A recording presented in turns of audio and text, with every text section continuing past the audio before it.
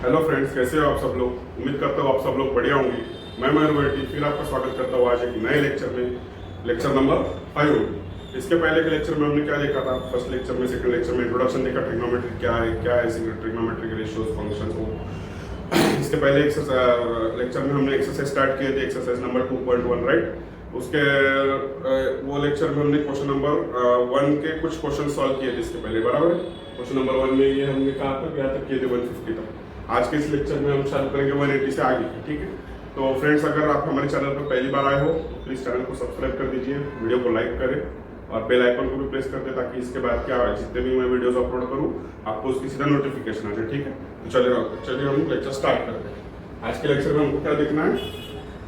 Find the trigonometric function of angle this one. यहाँ तक तो हमारा हो गया था, ठीक है। आज देखेंगे हम 180 डिग्री के लिए। तो 180 डिग्री के लिए कैसा, पहले हम डायग्राम निकाल लेते हैं।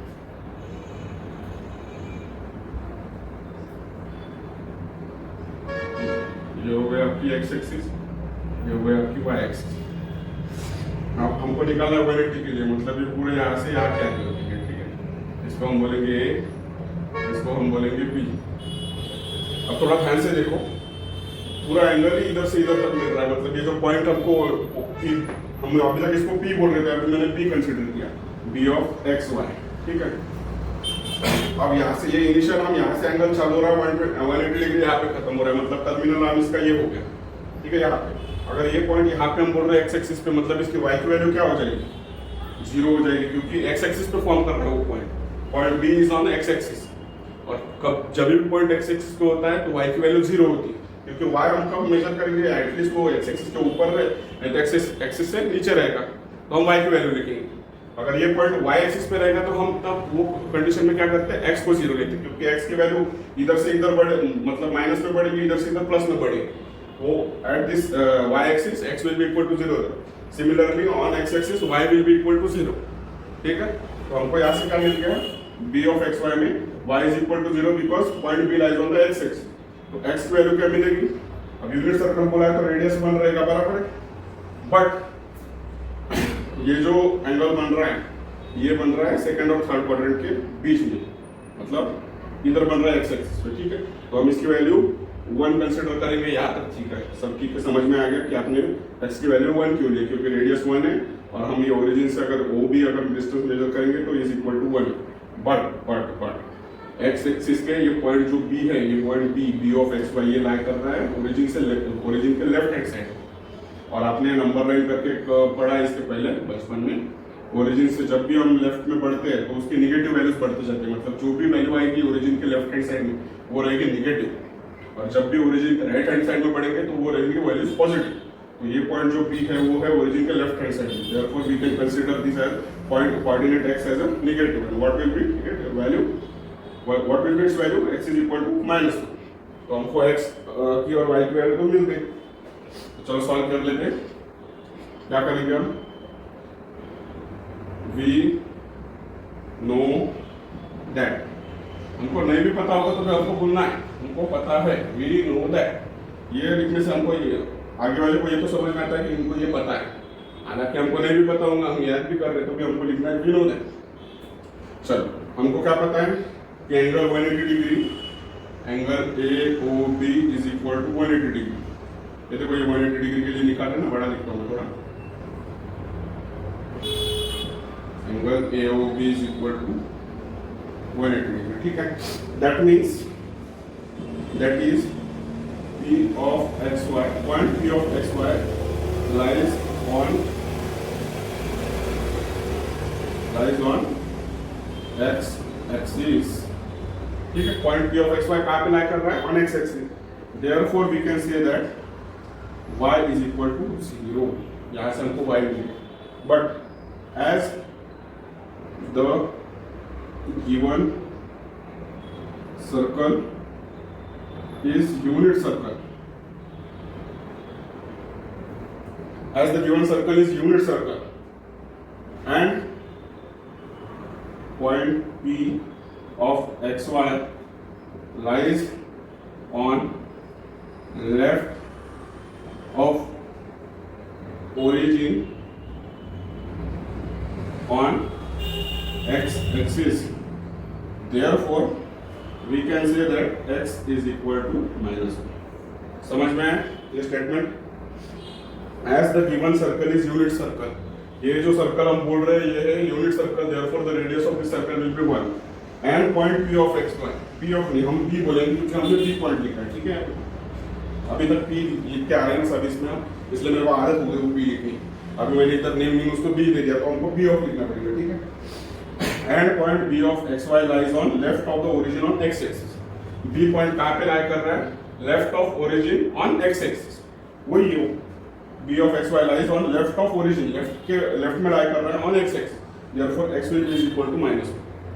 x मिलेगा y मिलेगा, अब हमको पता है, हमको मगजमारी करना है सिर्फ x और y फाइंड करने के लिए। एक बार x और y मिल गया हमको बात खत्म। साइन पता है, साइन को हम किससे डिनोट करते हैं या किसके साथ हम ये बताते हैं उसको, sine of 180 degree is nothing but y, ठीक है? y sine of 180 degree we can write y की वैल्यू क्या है 0, we can write it as 0। ये हो गया हमारे को एक मिल गया। अभी cos ऑफ 180 निकाल लेते हैं। cos of 180 degree is equal to x, मतलब cos ऑफ 180 डिग्री x की वैल्यू क्या है -1, सो हम यहाँ से इसको क्या बोलेंगे, cos of x 180 degree is equal to -1। tan का तो हमें पता ही है, sin of 180 upon cos of 180, sin की वैल्यू क्या है 0, cos की क्या है -1, therefore tan of 180 it will be 0, 180 degree is equal to 0, हमको यहाँ से tan मिल गया।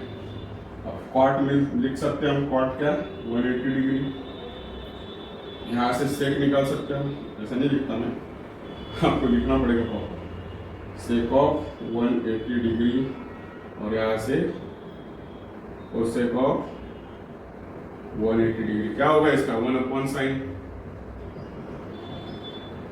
1/0 मीन्स इंफिनिटी, नीचे लिखता हूँ, that means 1/0 is equal to infinity is not defined क्या cosec ऑफ 180 डिग्री, ठीक है? sec ऑफ 180 का लिखेंगे 1 अपॉन cos, ये मैं बिठा लेता हूँ 1 upon cos of 180 degree, cos की वैल्यू क्या है हमारे पास -1, 1 अपॉन -1 it will be -1, that means sec of 180 degree is equal to -1। cot reciprocal of tan 1 upon tan 180 degree 1/0, that means infinity, that means we can write it as not defined. समझ में आ गया? वैसे देखा जाए तो ये बहुत ज़्यादा इजी है, बट कब आप जितना ज़्यादा उसके प्रॉब्लम सॉल्व करेंगे उतना आपको इजी लगेगा। अब देखो मैंने नहीं बोलते बोलते आपको 6 बता दिया, ये हमारा कितना 186 वाला है ना,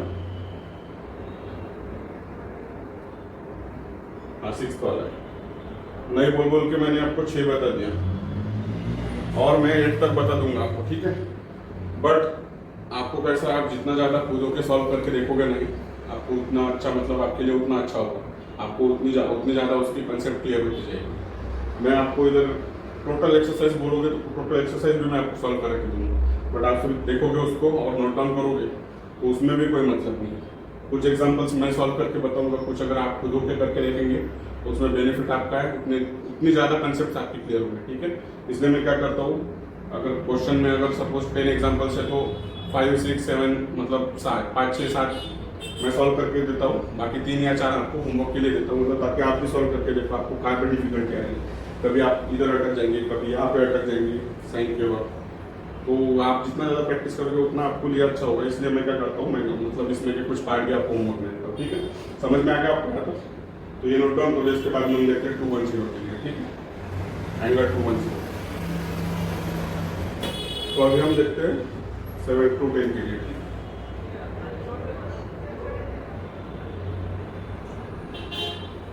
चलो पहले डायग्राम ड्रॉ कर लेते हैं।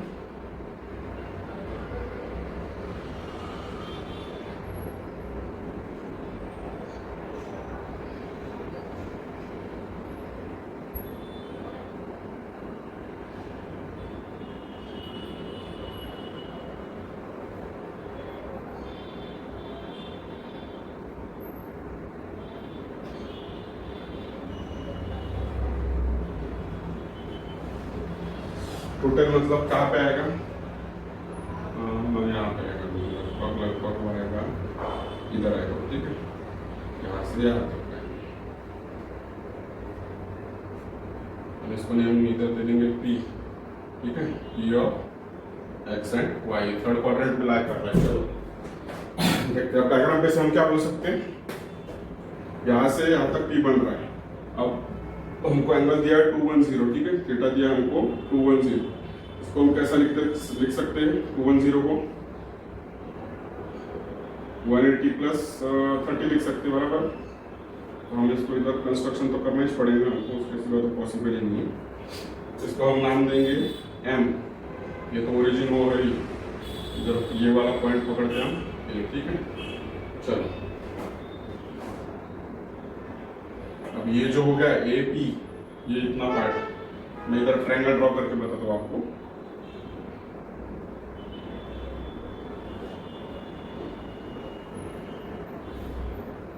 देखो ये ट्रायंगल, ये M वाला पॉइंट ये वाला है, ये पॉइंट O है और ये P है, एंगल M पे 90 डिग्री बन रहा है, ठीक है। अब ये जो MP हो गया, MP ये हमारा क्या हो गया, नथिंग बट Y हो गया, हम इसको Y बोल सकते हैं। और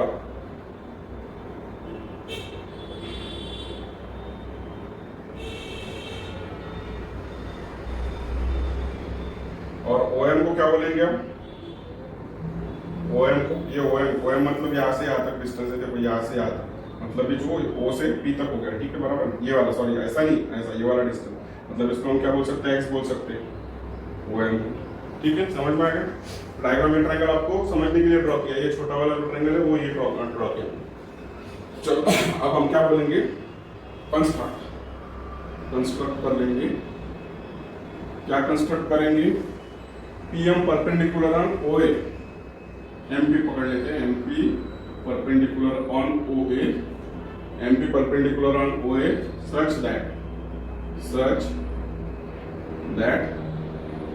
angle PMO is equal to 90 degree, बराबर। PMO is equal to 90 degree. अब सपोज आप अगर ध्यान देंगे, यहाँ से यहाँ तक अगर 210 डिग्री है यहाँ तक, तो यहाँ से यहाँ तक तो हमें पता है ये वाला एंगल ये कितना होता है, 180 डिग्री होता है, बराबर। यहाँ से यहाँ तक मैं आपको ब्लू मार्कर से मार्क करके बताता हूँ। ये जो ब्लू मार्कर वाला एंगल है ये कितना हो गया, 180 डिग्री हो गया, राइट। अगर यहाँ से यहाँ तक 180 और यहाँ से यहाँ तक अगर 210 है, तो 210 में से अगर 180 निकालेंगे तो हमको ये एंगल मिल जाएगा, ये वाला ब्लू कलर का जो मैं मार्क कर रहा हूँ, मतलब ये वाला एंगल मिल जाएगा हमको। वो कितना मिलेगा, 180 प्लस 30, मतलब 30 डिग्री मिलेगा ये वाला, राइट। समझ में आ गया यहाँ तक, एक ऐसा 30 मिला। अगर यहाँ से यहाँ तक हमको 210 बोल रहा है, ये जो एंगल है ब्लैक वाला ये हमको 210 दिया, बट हमको पता है ये ब्लू वाला जितना एंगल है वो इतना एंगल है, उसको हम इसको कितना एंगल बोलते हैं, 180 डिग्री। तो 210 में से अगर 180 निकालेंगे तो हमको ये बचा वाला पार्ट मिलेगा, ये वाला एंगल, उसको हम कितना मिल रहा है, वो 30 डिग्री मिल रहा है। ये इधर हमने कैलकुलेट किया, तो हम क्या लिखेंगे इधर, we get angle POM is equal to 30 degree, ठीक है।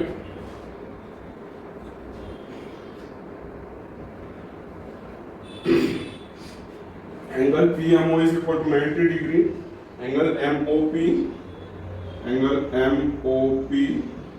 is equal to 30 degree. ये हमको मिल गया, कहाँ से, वो हमने कैलकुलेट करके निकाले, वो आप कर सकते हो इधर।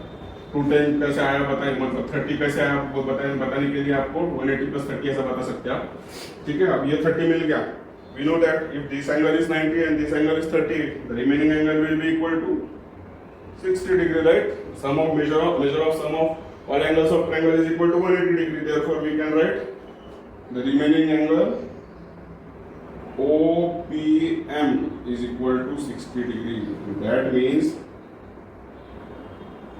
in triangle PMO,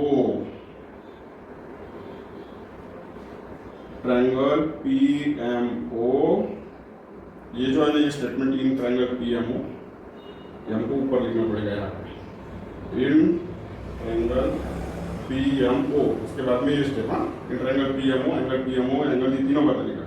therefore triangle PMO is 30, 60, 90 degree triangle. और हमको पता है 30, 60 डिग्री में 30, 60 और 90 डिग्री का ट्रायंगल मतलब उसकी कुछ प्रॉपर्टीज है। By using the properties of 30, 60, 90 triangle, we know that side opposite to 30 degree will be equal to 1/2 times of hypotenuse. But what is OP? OP क्या है इधर? Hypotenuse है, but circle के अंदर OP क्या है? It is nothing but a radius, and radius is equal to 1 centimeter. Therefore, we can write side opposite to 30 degree इधर लिखना पड़ेगा आपको। हाँ, by using the property of 30, 60, 90 degree triangle, side opposite to 30 degree is equal to nothing but half of its hypotenuse. What is half of hypotenuse? पहले तो ये लिख देंगे साइड अपोजिट टू 30 डिग्री कौन सी है? 30 के अपोजिट साइड कौन सी है? MP। MP मतलब क्या? Y।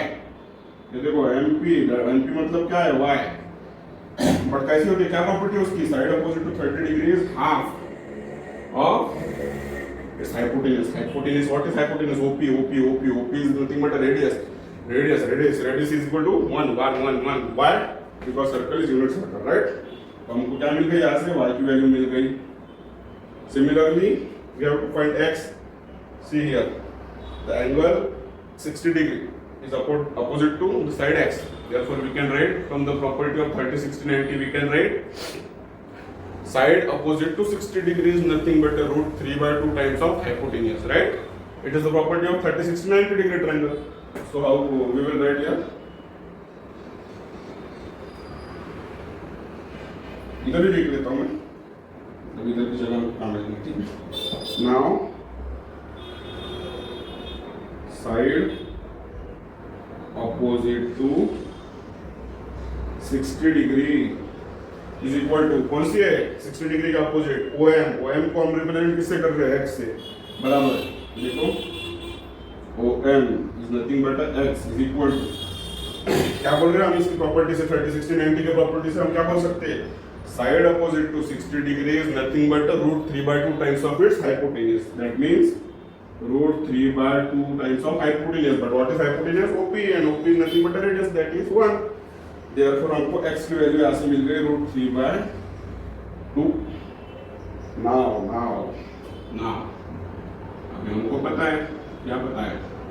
हमको सभी पता है sine of 210 degree is nothing but y। y की वैल्यू कितनी मिली हमको? अभी 1/2। Therefore we can write sine of 210 is nothing but 1/2।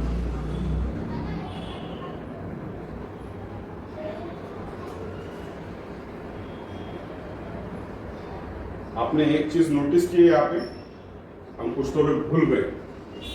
क्या भूल गए इधर बताओ, किसी को याद आ रहा होगा तो? इसके पहले वाले एग्जांपल में 150 के वक्त मैंने बताया था, 150 के वक्त 180 के भी वक्त बताया, 150 के भी वक्त बताया। अब मेरे को बताओ इसमें मैंने क्या गलत किया है? गलत कुछ भी नहीं है, सब राइट है, लेकिन हम एक स्टेप भूल गए या तो हम एक पार्ट भूल गए, जिसकी वजह से हमारा आंसर गलत है। मैं बोलता हूँ, बताओ मेरे को ये दोनों एग्जांपल आपको अगर याद आ रहा होगा तो। आप देखो ये पॉइंट P, ये पॉइंट P कहाँ पर लाई कर रहे हैं? First, second and third quadrant. तो हम क्या बोलते हैं थर्ड क्वाड्रेंट के लिए? When the point lies in third quadrant, that means the coordinate of that point are negative. That means x is also negative and y is also negative. हमने लिखेगा इधर दोनों पॉजिटिवली और सॉल्व कर रहे हैं, ऐसा चलेगा क्या? इसकी वैल्यू पॉजिटिव आ गई अभी यार, but in third quadrant what is the value of sine? It will be negative. What is the value of cos? हमने ये देखा है लेक्चर नंबर 1 या 2 में। आप देखो एक बार पीछे जाके, इसके पहले के लेक्चर्स देखो, सेकंड लेक्चर देखो या तो फर्स्ट देखो, उसमें मैंने बताया था, आपको पढ़ाया था science of trigonometric functions in each quadrant. Different quadrants में आपको मैंने चारों क्वाड्रेंट्स के एंगल्स बताया था, कौन सा एंगल कौन से क्वाड्रेंट में पॉजिटिव नेगेटिव है। तो ये क्वाड्रेंट में मैंने क्या बोला था कि x is also negative and y is also negative because it lies on third quadrant। तो थर्ड क्वाड्रेंट में x एक्सिस भी नेगेटिव है, y एक्सिस भी नेगेटिव है। तो sin x को हम किससे डिनोट करते हैं? y से। अगर y नेगेटिव रहेगा तो sin की वैल्यू भी नेगेटिव आएगी। अगर हम x बोल रहे हैं, x की बात कर रहे हैं, तो x हम कैसे डिनोट करते हैं? cos से। तो x अगर नेगेटिव होगा तो cos की वैल्यू नेगेटिव होगी, बट थर्ड क्वाड्रेंट में सिर्फ एक ही एंगल पॉजिटिव आएगा, वो है tan, और एक ही एंगल दूसरा एंगल पॉजिटिव आएगा, वो है cot। ये मैंने तब आपको पढ़ाया था, हम अभी भूल गए जाकर, ठीक है। मैं भूल गया चलूंगा, लेकिन मेरे को याद आ गया, आपको भी ऐसा याद आना चाहिए। नहीं तो आप ये अभी हमने क्या किया, एक्स और वाई की वैल्यू डालना चालू कर दिए थे, लेकिन इसका कुछ ना कुछ रीजन इधर थर्ड क्वाड्रेंट में आ गया, ठीक है। तो अभी हमको लिखना पड़ेगा, क्या लिखना पड़ेगा statement, as void P of xy lies in third quadrant, short form लिखा quadrant, as point P of xy lies in third quadrant, that is x and y both are negative। ये हमको लिखना पड़ेगा, तो साइन और हमारे साथ angle ही गलत आते होगा, तो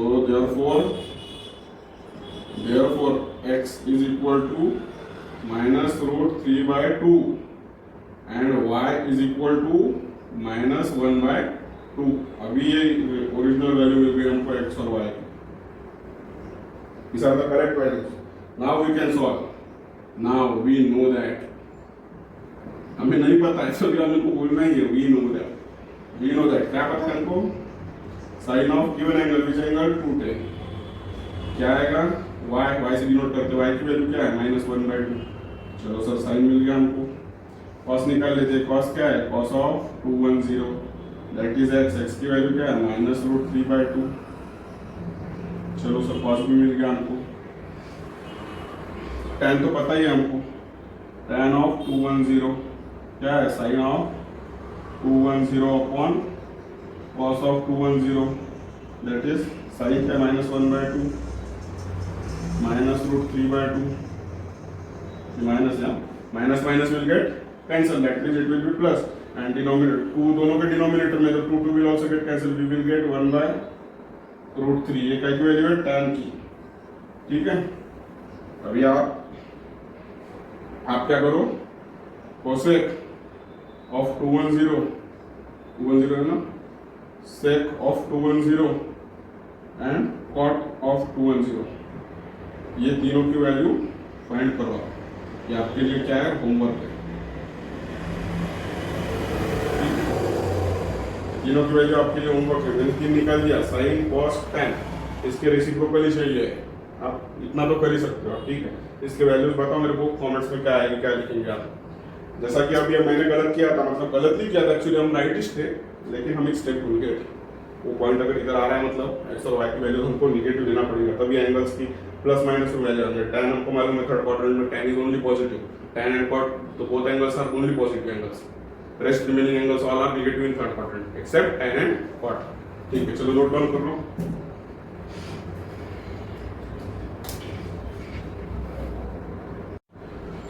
तो फ्रेंड्स, इसके बाद का हम देखते हैं नेक्स्ट लेक्चर में।